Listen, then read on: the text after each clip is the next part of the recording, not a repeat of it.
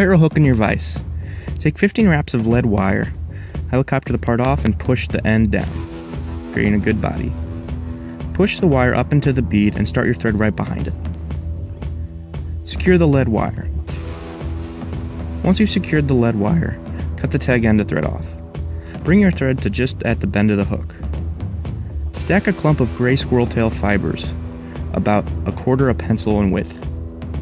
Measure them to the length of the bead and the lead, and bring that measurement to just behind the lead and tie it down, creating a nice even body. Cut the ends of the squirrel tail off. Then grab about a 5-inch piece of small gold wire, tie it in on the far side, and bring it towards you to make sure it's secure and won't get pulled out during the tying process. Now prepare a feather, a piece of hackle, size to the hook, and tie it in by the tip.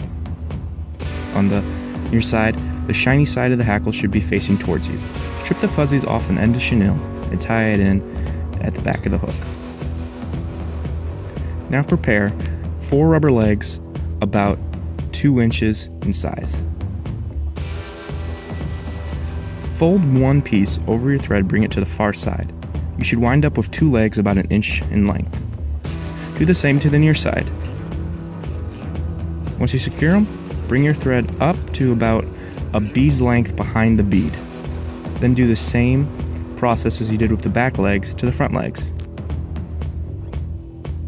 One on the near and one on the far, all about 1 inch in length. Once you do that, once you secure the last legs, bring your thread up to just behind the bead to get it out of the way. Grab the black chenille and start making touching wraps up the body, making sure not to trap any of the rubber legs. Use the process of wrapping, picking up the rubber legs, and wrapping again.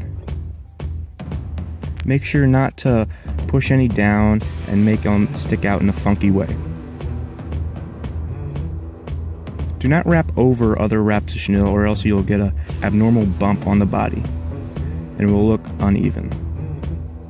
Make sure to take wraps in between the legs, as if you don't, then there will be a weird space where you can see the thread. It may not matter to the fish, but may matter to the tire. Once you reach behind the bead, secure it with thread and cut it off. Then grab your hackle. Take wraps of the hackle up the body. About 5 or 6 should do it. Again, try not to hit the rubber legs.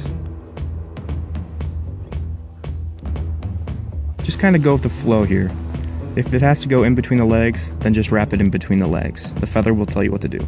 When you reach behind the bead, take 2 or 3 turns of hackle to make a big thick collar. Once you do that, take wraps of thread to secure the stem. Create a little bit of a collar here so the hackle will not pull out. Then cut the stem off. Try to figure out how to not press any of the hackles down with the wire. Kind of shimmy it up as not to trap any of the hackles. You may need to wrap it a different way, just depending on how the hackles are going. Try not to hit the camera that is showing your tying process.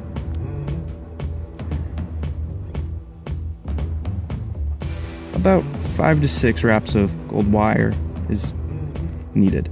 This isn't necessary, but it makes the fly a lot more durable. Once you reach the bead, secure the wire, bring your thread up, helicopter it off, and now it's time for a whip finish. And that's the Yuk Bug.